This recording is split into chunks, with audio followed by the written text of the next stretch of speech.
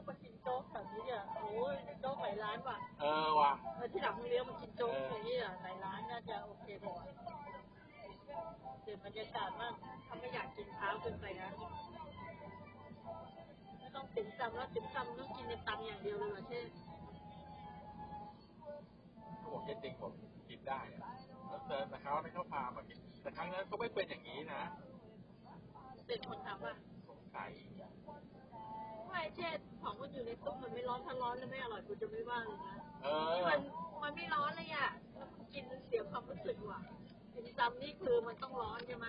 เราตั้งแป๊บเดียวแล้วเราก็กินอ่ะแข็งกระด้างเลยอ่ะไอ้นี่อ่ะสีขาวอ่ะมันไม่ใช่อ่ะไม่ใช่ที่จุดข้างบนงานเนี่ยเลยโคตรแข็งเลย